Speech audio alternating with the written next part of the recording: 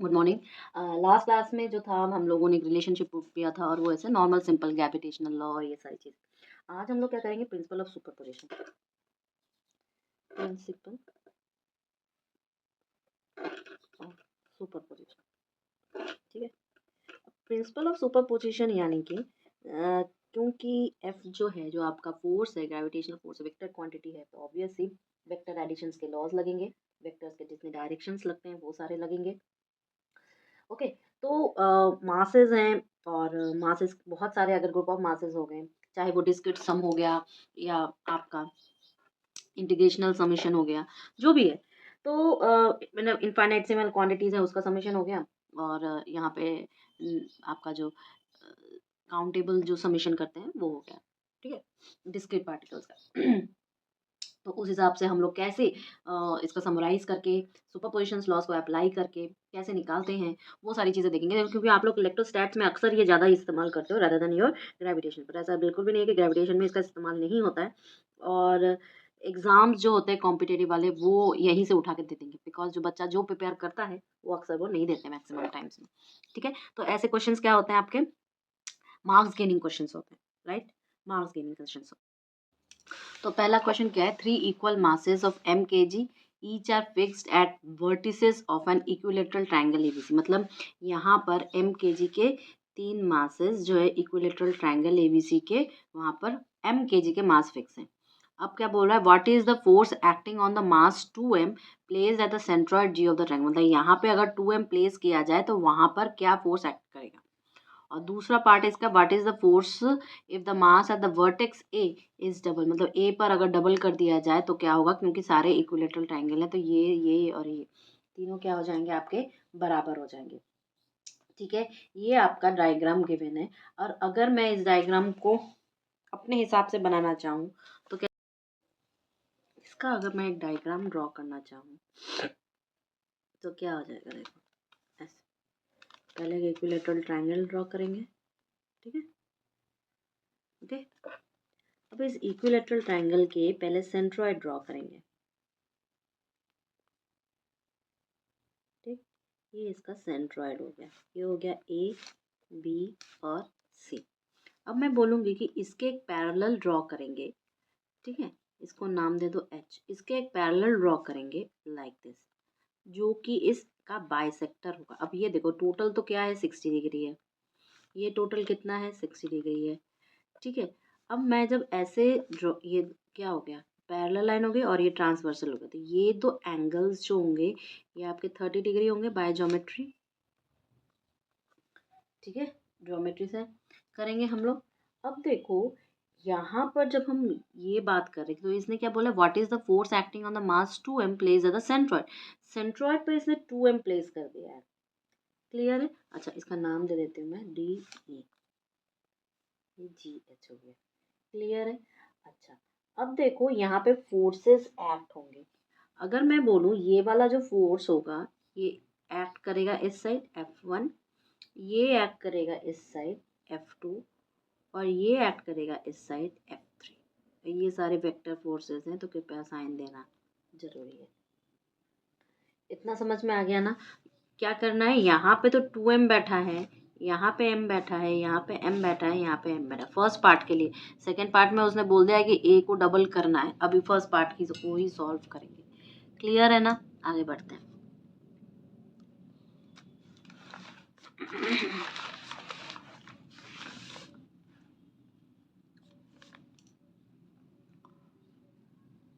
Okay, चलो, तो क्या करूँ अब, देखो अगर मैं ये कहूँ कि ग्रेविटेशनल फोर्स, पहले वाले के लिए सॉल्व करते हैं, ग्रेविटेशनल फोर्स, ग्रेविटेशनल फोर्स, ठीक, कहाँ पर, ऑन मास 2m, ठीक है, एट g, किसके कारण, ड्यू टू मास एट ए के कारण, वही तो F1 है। तो F1 इज इक्वल टू क्या हो जाएगा, G M into 2m upon 1 square, क्योंकि यहाँ पे 1 मीटर दिया हुआ है, ओके। ये हो जाएगा, तो इजिकल टू 2gm², और ये अलॉन्ग जी होगा, अलॉन्ग जी होगा। ठीक, इसी तरह ग्रेविटेशनल फोर्स नेक्स्ट लिखेंगे हम लोग, gravitational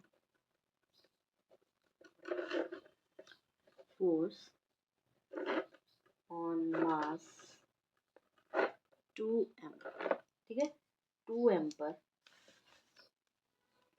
eight g, due to mass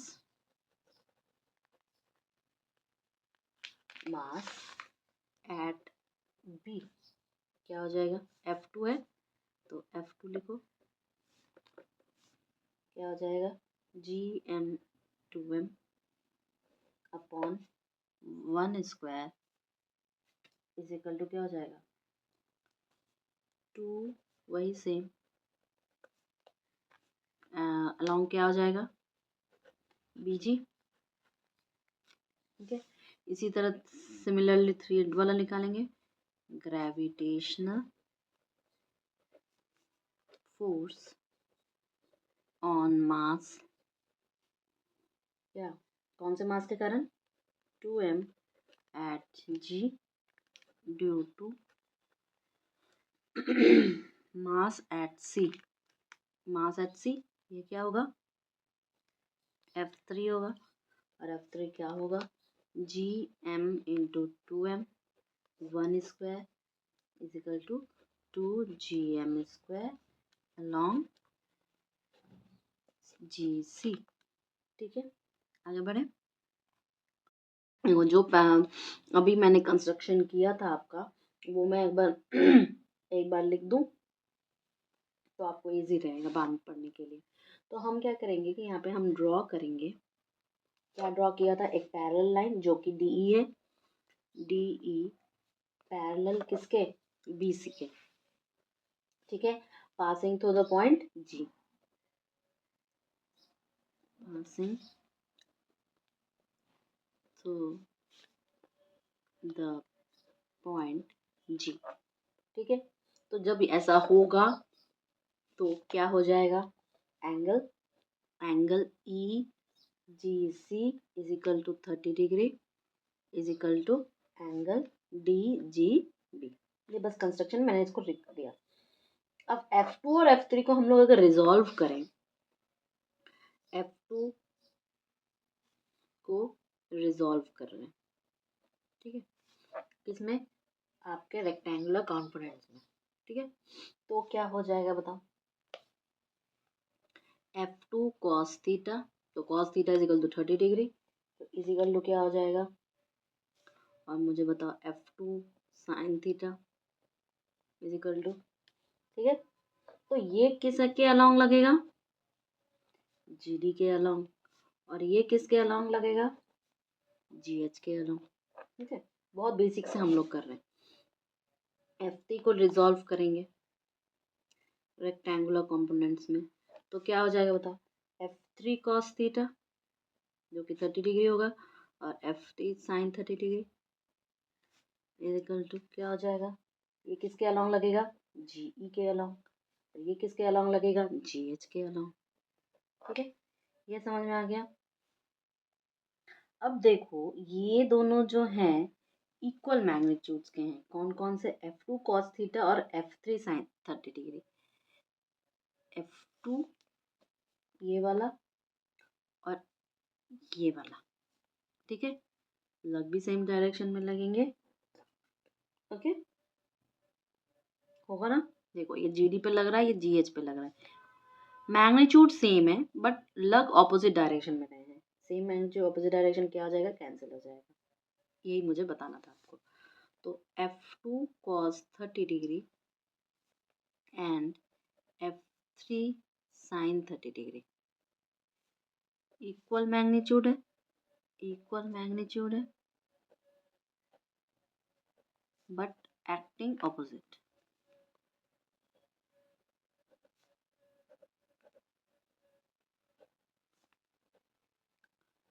opposite direction.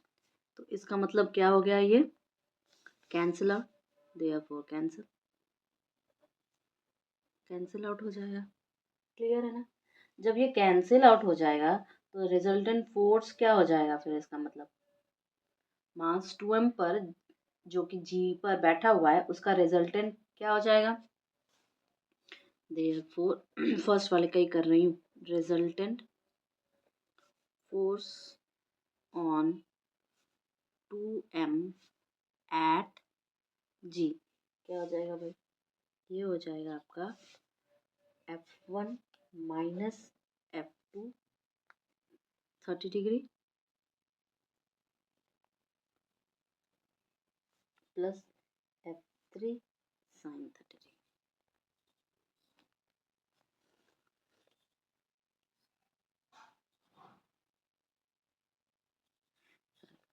Cos लिखना है, वो दोनों तो कैंसिल हो गए ना आपके, ठीक है।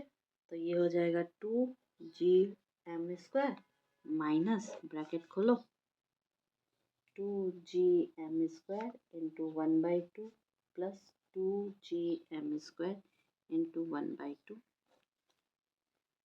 तो क्या हो जाएगा? 0 हो जाएगा।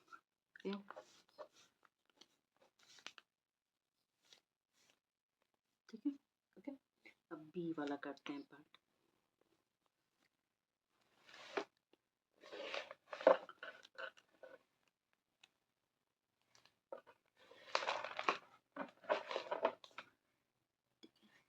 बी वाला पार्ट में देखो क्या है, बी वाले पार्ट में बोला कि ए को अगर डबल करते मतलब ए पर जो m था पहले अब उसको 2m कर देते हैं, ठीक है। Now a is equal to 2m, ठीक है।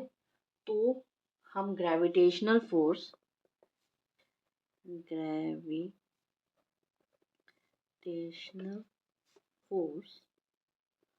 On 2m at g due to 2m at a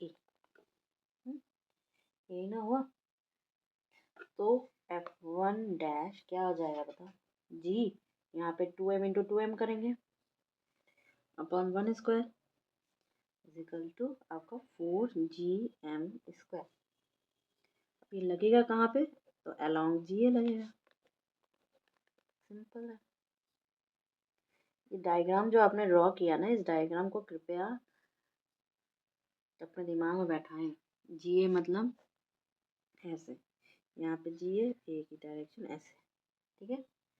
तो रिजल्टेंट फोर्स क्या हो जाएगा?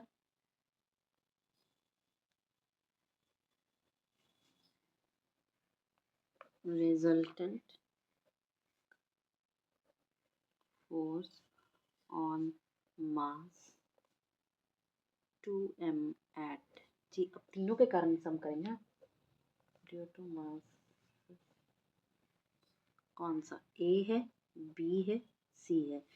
ये क्या है? 2m है, ये m है और ये m है। तो क्या हो जाएगा बताओ? ये हो जाएगा आपका F1 minus F2 sign 30 degree plus F3, ठीक है, cos 30 degree is equal to 4gm² minus 2gm² into 1/2 plus 2gm² into 1/2 is equal to 2gm² along आपका GA हो जाएगा ना। इजी क्वेश्चन था, ठीक है, इजी क्वेश्चन है, कोई दिक्कत नहीं है इसमें। आगे बढ़ते हैं।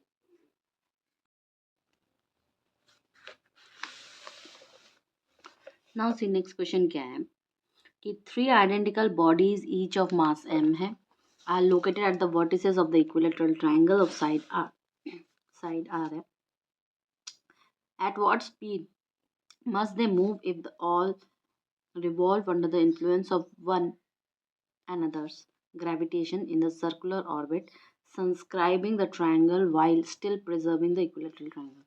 मतलब कि तीनों में तो ग्रेविटेशनल पुल लग रहा है लेकिन तीनों जब घूम रहे हैं और ये ऐसे ही घूम रहे हैं, इसी के सर्कमफेरेंसिंग कर रहे हैं, ठीक है, कि वो अपना इक्विलेटरल ट्रायंगल मेंटेन किए हुए हैं। ठीक है, तो वो स्पीड कैलकुलेट करनी है अपने को। इस डायग्राम में तो कोई दिक्कत नहीं है, ठीक है ना। डायग्राम तो समझ में आ रहा है आपको कि इस साइड आपका क्या लग जाएगा F2, इस साइड आपका लग जाएगा F1, ये एंगल 60 डिग्री, ये एंगल 60 डिग्री, ये एंगल 60 डिग्री। ठीक है, तो ये वाला जो आपका होगा वो आपका क्या हो जाएगा, रिजल्टेंट। समझ में आ गया। ओके, तो ये अगर मान लो CD है। ओके, अब आगे बढ़ते हैं। पहले पहले तो हम एक एक करके इसको रिजॉल्व करके सॉल्व करेंगे।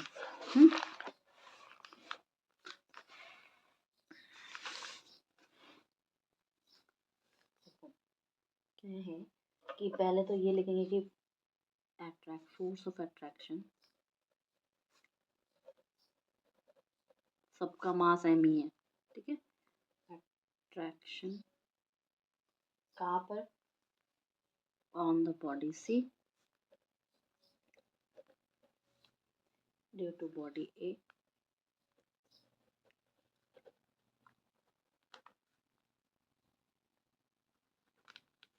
ये क्या हमने नाम दिया था, F1, जो कि GMM/r² होगा।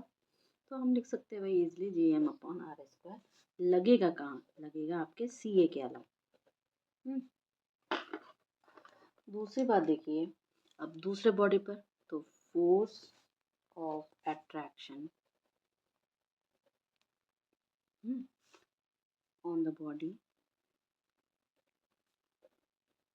कौन से बॉडी पर, आपके C पर, लेकिन B के कारण, body C due to body at B।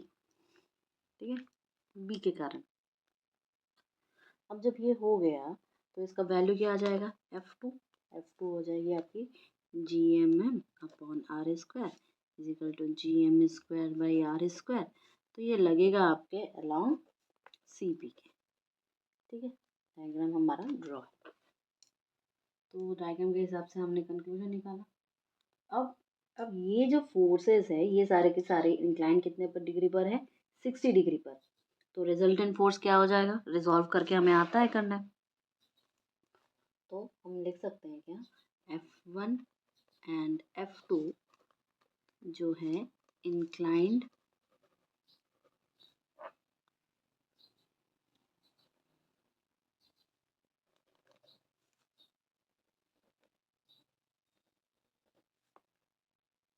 Eight angle 60 degree.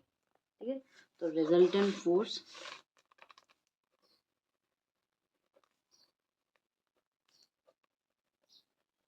किसके ऊपर, on the body C।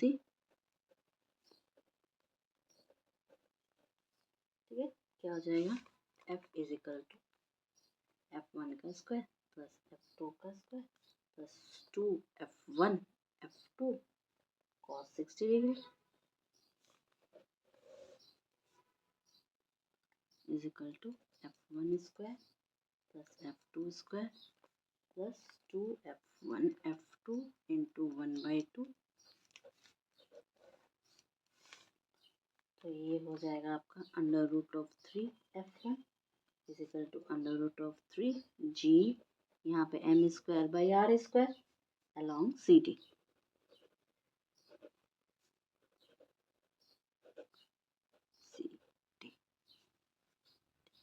Acting किसके तरफ एक्ट कर रहा है, CD के अलॉन्ग एक्ट कर रहा है। ये ध्यान में रखना है हर वक्त। ठीक है, अब देखो फोर्स तो निकाल लिया, अब हमें साइन 60 डिग्री की वैल्यू निकालनी है, मतलब क्योंकि हमें OC की वैल्यू एक्चुअली निकालनी है। अब एक काम कर सकते हैं कि OC जो है वो हमारा 2/3 ऑफ CD होगा ज्योमेट्री के कारण। तो 2/3 ऑफ AC का आपका साइन 60 डिग्री हो जाएगा इजिकल टू 2/3 इंटू, आप कर लो, R डिस्टेंस है, साथ में √3/2 उसकी वैल्यू है साइन 60 की। तो ये क्या हो जाएगा, काम करते हैं, ऊपर ही सारा लिखते हैं ना, r/√3, या ऐसे लिखो या ऊपर की तरफ करके लिखो, कोई दिक्कत नहीं है। ठीक है, अब जब सारे बॉडीज सर्कुलर ऑर्बिट को ही दिखा रहे हैं और सेंटर ऑफ ऑर्बिट आपका 0 ही है, ये आपके सेंटर ऑफ ऑर्बिट है। ठीक है, यानी कि जो ट्रायंगल का जो ये कट रहा था, ये आपका सेंटर ऑफ ऑर्बिट ही है। ठीक है, तो इसका मतलब फोर्स क्या होगा, सेंट्रीपिटल फोर्स होगा। और सेंट्रीपिटल फोर्स के लिए जो सर्कुलर ऑर्बिट की रेडियस हमें चाहिए वो r√3 चाहिए। तो अब बस v निकाल लो। देखिए मैं क्या कह रही हूँ कि बॉडी जो है, व्हेन ईच बॉडी आपका डिस्क्राइबिंग सर्कुलर ऑर्बिट, कैसा ऑर्बिट, सर्कुलर ऑर्बिट। ठीक है, डिस्क्राइबिंग सर्कुलर ऑर्बिट, तो सेंटर क्या है, where centre of the orbit क्या हो जाएगा आपका, ओ। ठीक है, तो फोर्स एफ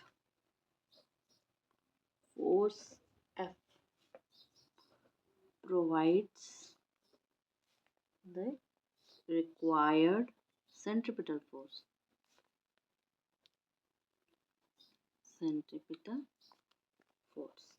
ठीक है, तो रेडियस क्या हो जाएगा, radius of the circular orbit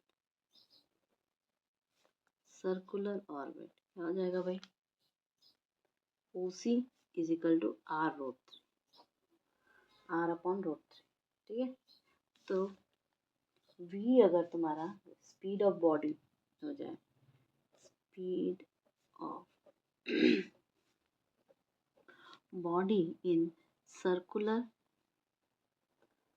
orbit, तो क्या हो जाएगा, मेरा काम इजी हो जाएगा।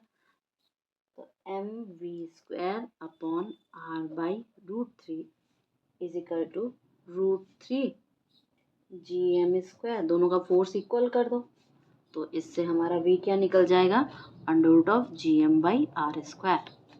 ओके, नाउ नेक्स्ट क्वेश्चन क्या है कि a solid sphere of lead has mass m and radius r। ठीक है भाई, a spherical hollow is डग्ड out from it, एक हॉलो उसमें से डग आउट किया गया है। It's boundary is passing through the centre also touches the boundary of the solid sphere. Deduce the gravitational force on the mass m placed at B. ठीक है, which is the distance r from O along the line of centers। मतलब क्या बोला कि ये एक solid है, उसमें से इतना हॉलो निकाला गया है, इसका सेंटर O है। ठीक है, ये उसका सेंटर है, तो बोला कि कैपिटल वाले का कैपिटल R है। अब ये पॉइंट इससे R है, बोला गया कि इसके सेंटर से पॉइंट P जो स्मॉल r है, ये भी सेंटर है छोटे वाले का जो डग आउट किया गया है। ये सारी चीजें हमें पता है।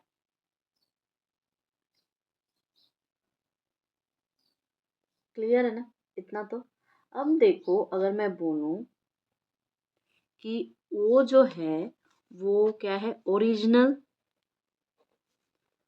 सॉलिड स्फीयर का सेंटर है। ठीक है, और O' क्या है, O' आपका सेंटर है हॉलो का, सेंटर ऑफ हॉलो। ठीक है, हॉलो का सेंटर है। नेक्स्ट हम कहेंगे कि आपका जो एक्सटर्नल पॉइंट P है, ठीक है,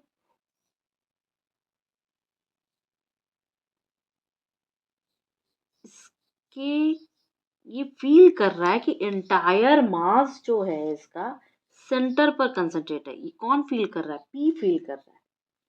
ठीक है, तो मैं आपको बोलूँगी कि एक्सटर्नल पॉइंट क्या है, पॉइंट यहाँ पर क्या है, P है, और ये महसूस कर रहा है, क्या महसूस कर रहा है कि एक्सटर्नल पॉइंट, लिख लो यहाँ पे, for an external point P, ठीक है, the sphere behaves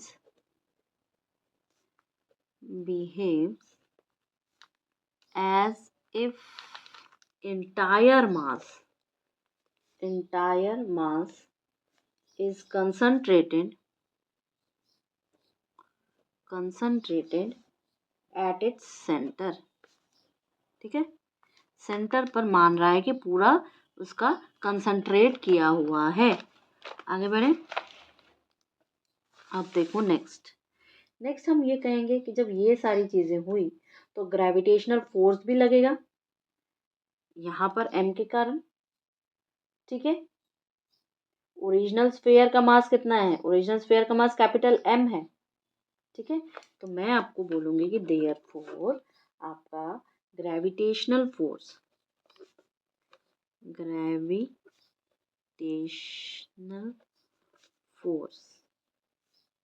on a mass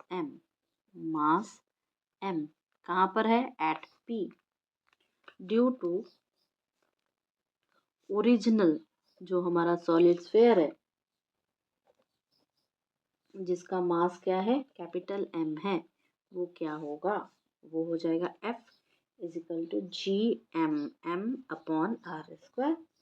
along आपका हो जाएगा PO के अलॉन्ग लगेगा, PO इधर से। ठीक है, अब नेक्स्ट मैं कहूँगी कि जब ऐसी चीज़ें आई तो डायमीटर क्या हो जाएगा? स्मॉलर का वो हो जाएगा आपका R, बिगर वाले का रेडियस की तरह। ठीक है, क्योंकि वो उसको टच भी कर रहा है और सेंटर से भी पास कर रहा है। तो हम लिखेंगे द डायमीटर किसका?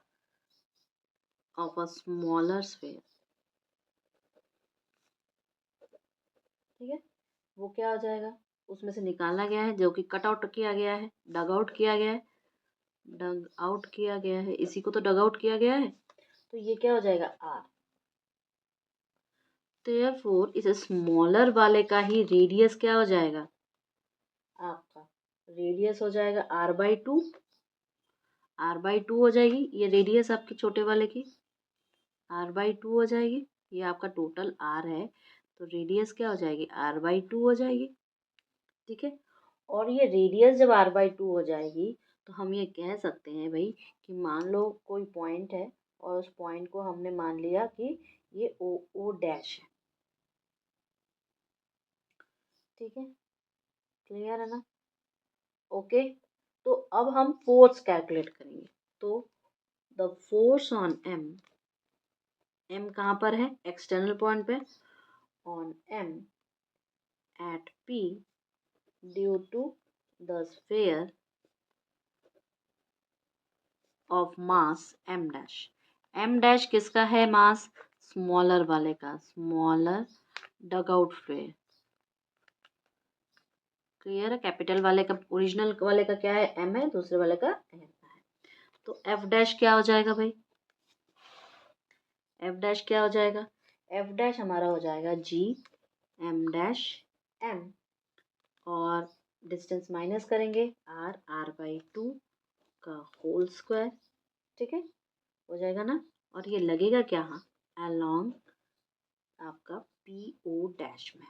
डायग्राम अगर फिर से एक बार बना दूं तो ये अगर सेंटर है, इसको टच करते हुए वो जा रहा है, इसका भी सेंटर O डैश है, इसका सेंटर O है, और यहाँ पर आपका R है, यहाँ पर आपका P है, ये आपकी R है। क्लियर है ना? डायग्राम एकदम कंठस्थ याद होना चाहिए। आगे बढ़े।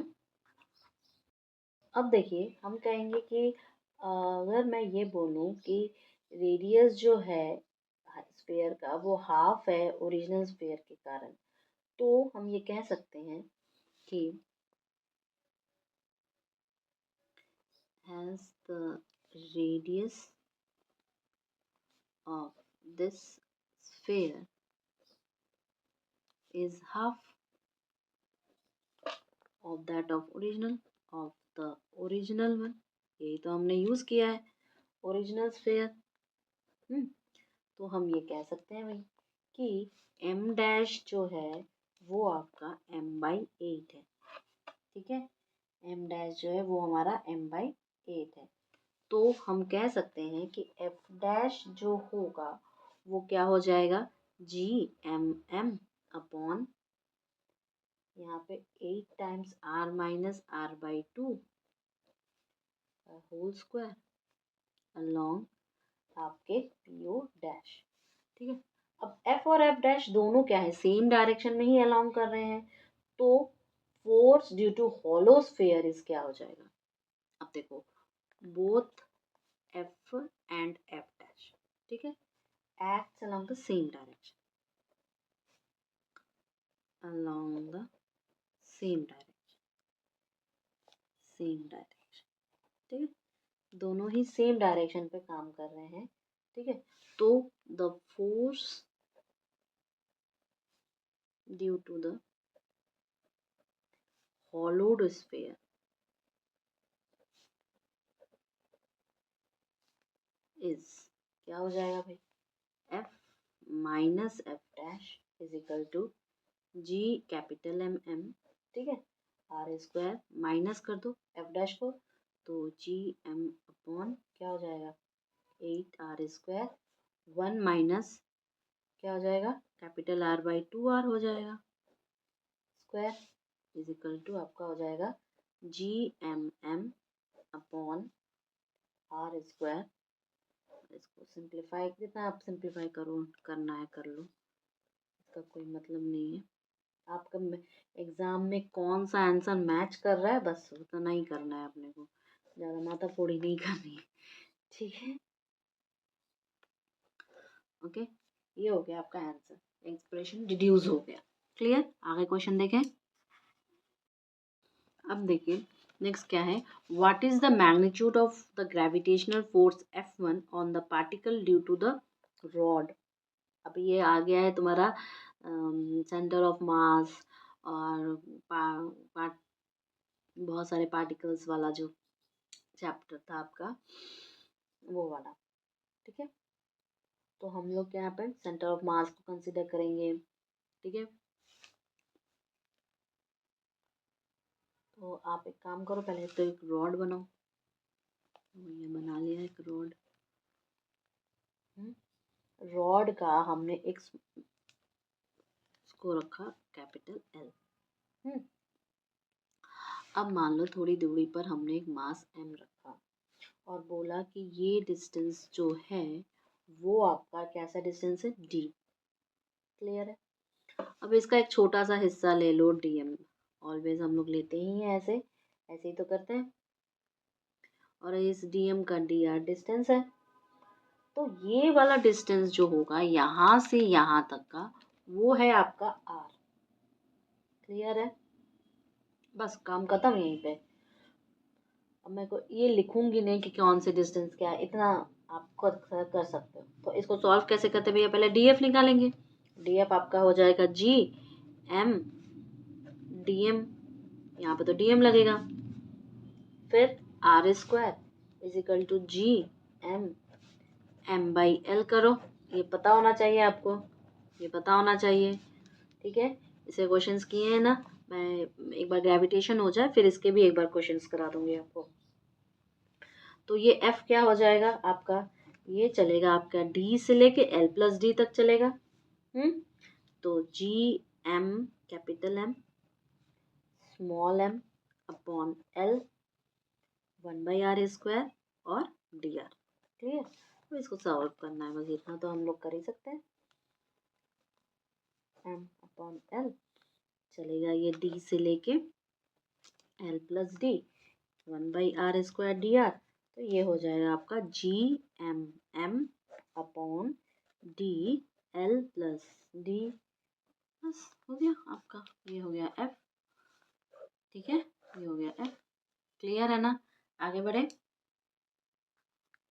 नेक्स्ट क्वेश्चन क्या है, इन अ डबल स्टार, ठीक है, दो स्टार है, टू स्टार्स, दोनों स्टार्स का मास एक का m है और दूसरे का 2m है, distance d apart, rotate about the common centre of, अच्छा दोनों का जो कॉमन सेंटर ऑफ मास है उसी के अबाउट रोटेट कर रहा है। Reduce the expression for provide period of revolution, period of revolution निकालना है। Show that the ratio of their angular momentum about the centre of mass is the same as the ratio of the kinetic energy, मतलब उनका जो angular momentum का ratio है वो same है kinetic energy के रेशियो के।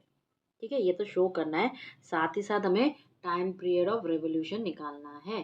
कैसे निकालेंगे बताओ, कैसे निकालेंगे? देखिए पहले एक डायग्राम ड्रॉ करते हैं।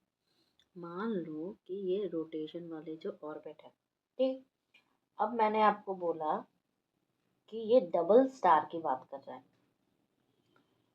ठीक, तो इसका सेंटर ऑफ मास की बात करेंगे हम। एक स्टार आपका बैठा है यहाँ पे और एक स्टार आपका बैठा है यहाँ पे, ठीक है, दोनों का सेंटर ऑफ मास बैठा है यहाँ पर। ये आपका सेंटर ऑफ मास है, ये आपका m है, ये आपका 2m है, ठीक है।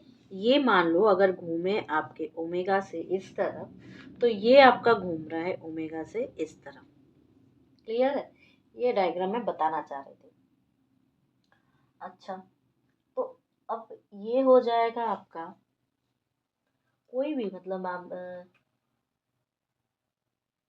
डिस्टेंस देख लो। अगर मैंने आपको बोल दिया कि डिस्टेंस d अपार्ट है, यहाँ पे लिखा हुआ है एक दूसरे से डिस्टेंस d अपार्ट है, ये आपका d अपार्ट है, ठीक है, तो ये वाला डिस्टेंस क्या हो जाएगा 2d/3, ओके, और ये वाला डिस्टेंस क्या हो जाएगा d/3।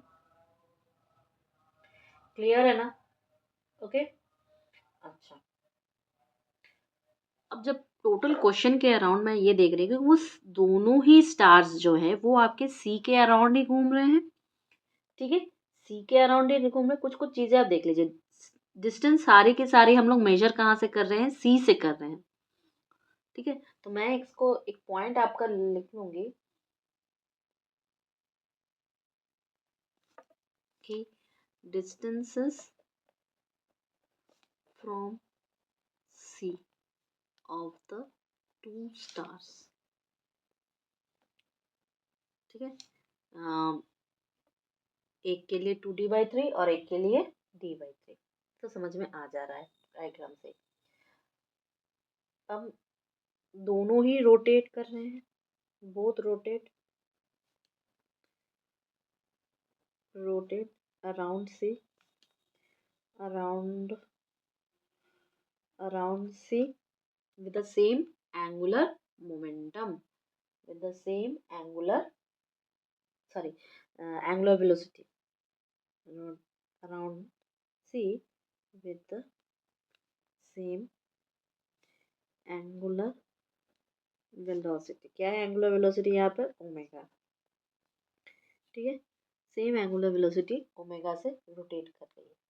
तो जब ऐसी कंडीशन आ गई तो हम सीधा सीधा फोर्स निकालेंगे जो कि उस सेंट्रीफ्यूगल फोर्स को सुविधा पहुंचाएगा रोटेट करने के लिए, राइट। तो मैं आपको यह कह सकती हूँ कि the gravitational force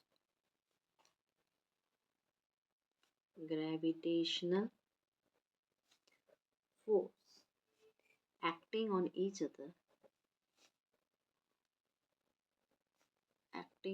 each other due to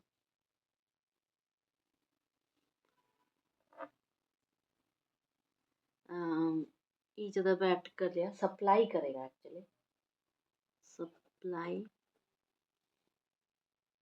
the necessary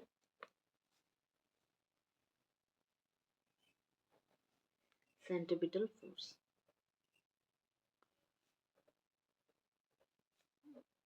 ठीक है, घुमाने के लिए। मेन तो यही था मेरा कहने का आपको, ओके। अब जब ये हो गया तो दोनों का हम निकाल सकते हैं।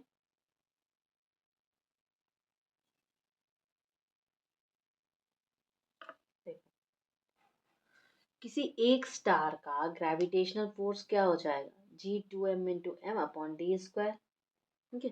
तो मैं लिखूं इसको, अगर ये क्वेश्चन कभी आया हुआ है इस टाइप का, मतलब सेम टू सेम नहीं बट इस टाइप का, द ग्रेविटेशनल जो आपका फोर्स होगा ऑन आइदर स्टार क्या हो जाएगा फिर हम 2m लिखेंगे, m लिखेंगे अपॉन d स्क्वायर। ठीक, तो अगर मैं बोलूँ कि जो रोटेशन ऑफ स्मॉलर स्टार है, the centripetal force is mr square. For the rotation of smaller star, the centripetal force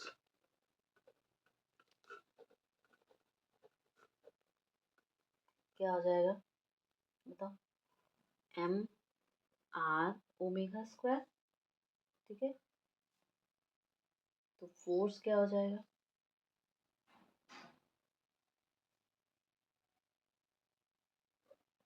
M 2d/3 omega square. ठीक है, और दूसरे का क्या हो जाएगा, 2md ओमेगा स्क्वायर बाई 3। ठीक है, ये किसके लिए हो जाएगा, बिगर स्टार के लिए, बिगर स्टार के लिए। क्लियर है, जब ये बिगर स्टार के लिए हो जाएगा तो हम एक काम कर सकते हैं। क्या काम कर सकते हैं बताओ,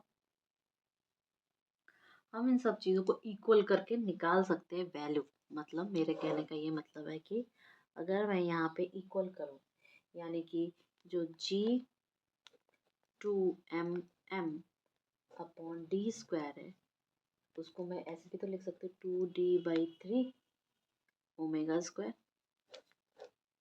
या मैं ये भी लिख सकती हूँ जिसमें से ओमेगा जो मेरा मिलेगा वो 3gm डी क्यूब निकलेगा।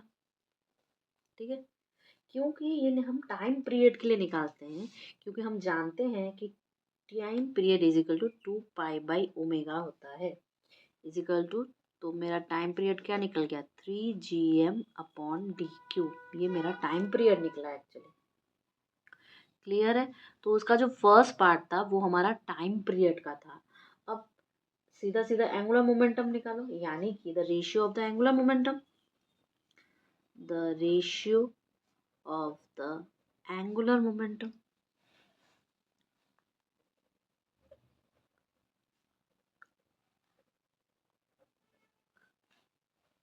मोमेंट ऑफ इनर्शिया आई का वैल्यू यहाँ पे यूज करेंगे, याद रखना। तो आई ओमेगा अपॉन आई ओमेगा, एक बार तुम बिगर का लो, एक बार तुम स्मॉल का लो, तो ये क्या हो जाएगा, ओमेगा ओमेगा तो दोनों का सेम है, तो सिर्फ ये तुम्हारा बिग का और स्मॉल का रह जाएगा। ठीक है, तो ये तुम क्या करोगे, ये हम ऐसे भी तो कर सकते हैं, ये हम कैसे भी तो कर सकते हैं कि आई बिग अपॉन आई स्मॉल, खोल दो, हमें पता है 2md/3 का स्क्वायर अपॉन m 2d/3 होगा स्क्वायर, तो mm कट गया और यहाँ पे आपका, तो ये आपका आ जाएगा 1/2, सॉरी d/3 ये काटना था,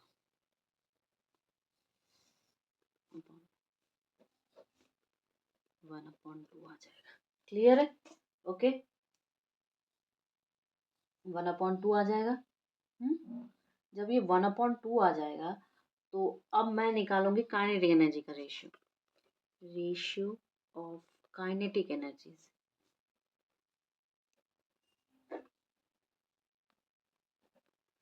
देखो काइनेटिक एनर्जी 1/2 आई ओमेगा स्क्वायर होता है, 1/2 आई ओमेगा स्क्वायर होता है। ये बिग का कर दो और ये स्मॉल का कर दो।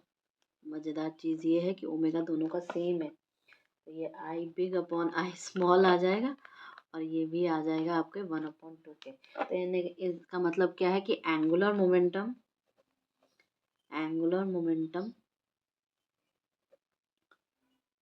एक्चुअली दोनों दो है, इक्वल हो जाएगा काइनेटिक एनर्जीज।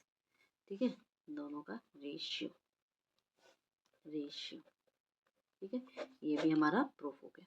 नेक्स्ट क्वेश्चन पे चले।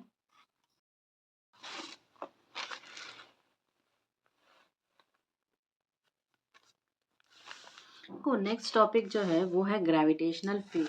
और ग्रेविटेशनल फील्ड जैसे हम लोग इलेक्ट्रोस्टैटिक फील्ड्स वगैरह निकालते हैं तो लगभग वैसा ही है। मतलब वही जो हमारा आपका जो ई है वो F/m ही है। वहाँ पे चार्ज लेते हैं, यहाँ पे मास लेते हैं। ठीक है। बाकी जब हम लोग क्वेश्चन सॉल्व करेंगे तो आपको अपने आप आता जाएगा। ठीक। तो फर्स्ट क्वेश्चन क्या है? Find the relation between gravitational field on the surface of the to planets A and B of masses Ma Mb and radii Ra Rb respectively. They have equal masses और दूसरे time they have equal density या uniform density बोल दो। ठीक है। दोनों की अगर ग्रेविटेशनल फील्ड इंटेंसिटीज अगर हम बोले, द ग्रेविटेशनल फील्ड इंटेंसिटीज अगर मैं ये कहूँ कि ई ए और ई बी है, E A and E B on the two planets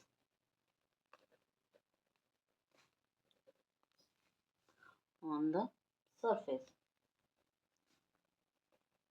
ठीक है। ओके। तो हम ये इजीली निकाल सकते हैं कि ई ए जो होगा वो GMA अपॉन RA का होल स्क्वायर होगा और ये हो जाएगा आपका G4/3 पाई RA स्क्वायर रो ए अपॉन RA का होल स्क्वायर। ठीक है। तो ये क्या हो जाएगा आपका 4G pi upon 3 row A R A. ठीक है। होगा कि नहीं? क्यों भाई 4π/3 r³ जो उसका फॉर्मूला था वॉल्यूम का। सिमिलरली हम EB के लिए निकालेंगे।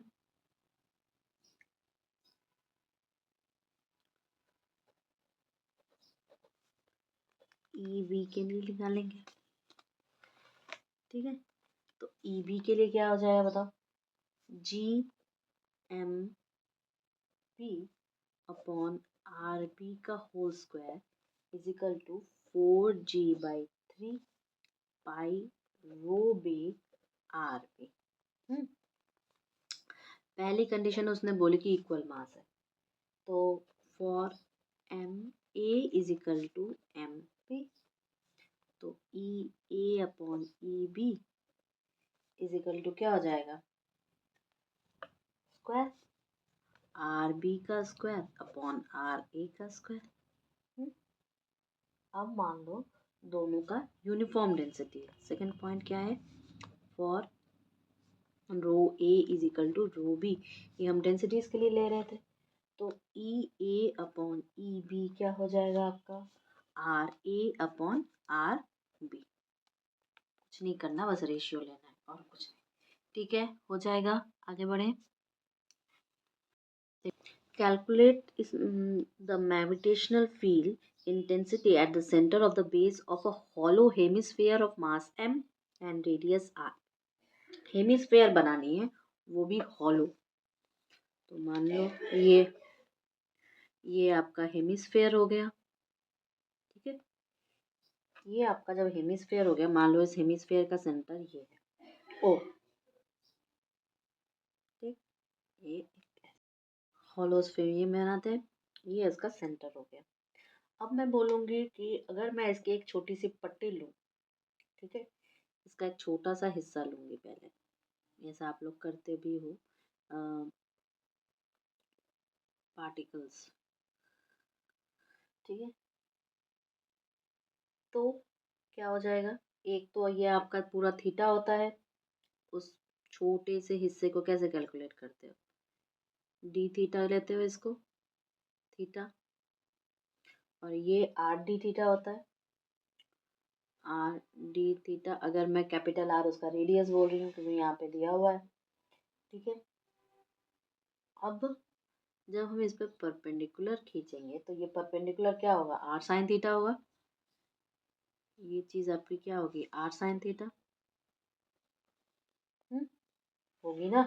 तो ये सारे जो मटेरियल हम लोगों ने ड्रॉ किए, अब इसका कैलकुलेशन पर क्या असर होता है? कुछ नहीं है, बहुत ही सिंपल है। क्या है कि मान लेंगे हम लोग जो कि इस शेडेड रीजन है ना, इलेक्ट्रोस्टैट में जैसे हम लोग करते थे, या ये वाला पार्ट आप उसमें भी करते हो बेटा, जब आप पार्टिकल्स मैकेनिक्स पढ़ते हो ना, तो आप उसमें भी करते हो। तो मैं आप लोग को इसके जस्ट ग्रेविटेशन के बाद वही करवाऊंगा। तो अब मैं करूँगी क्या कि जो शेडेड मास है उसको हम डीएम कैसे निकालेंगे, शेडेड मास का, शेडेड रिंग का actually. DM is equal to क्या हो जाएगा, m/2 पाई आर इंटू आपका 2 पाई आर साइन थीटा और आर डी थीटा, ये हो जाएगा। तो हम कहेंगे कि field due to this ring at O, O पर क्या होगा तो डीई हो जाएगा, और डीई क्या हो जाएगा, G DM R cos theta upon आपका आर क्यूब।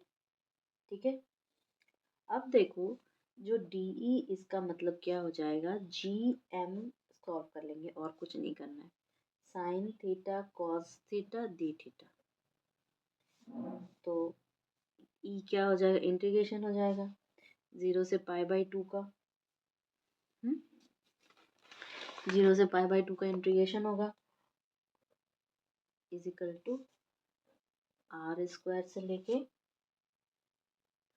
π/2 तक G M r square sine theta cos theta d theta. तो हम कह सकते हैं कि ई जो होगा हमारा जी एम अपॉन 2 आर। ठीक, देखो आता है कि नहीं आपका। आगे बढ़ते हैं।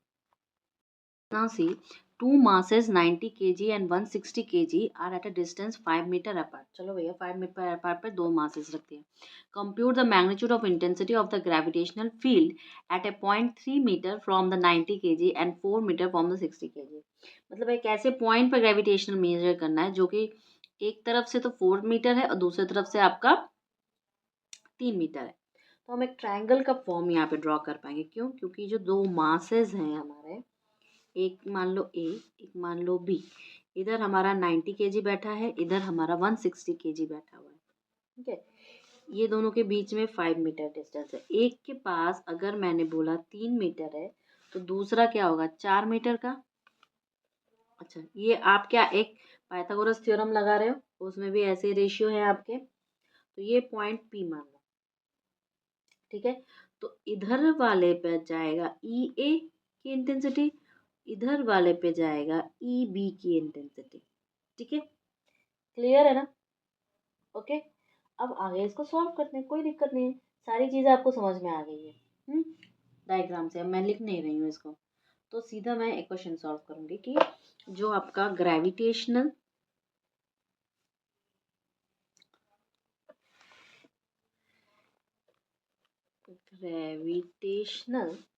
Intensity at P due to a mass at A will be क्या हो जाएगा, E A is equal to G 90/3² is equal to 10 G. लेकिन लगेगा कहाँ पे, अलॉन्ग पी ए। सिमिलरली हम बोलेंगे कि ग्रेविटेशनल इंटेंसिटी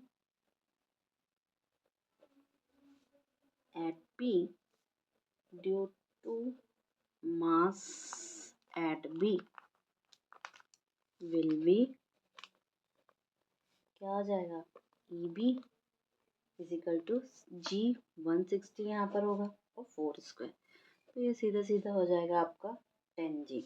लगेगा कहाँ पे, पी बी के, है ना? तो therefore the magnitude of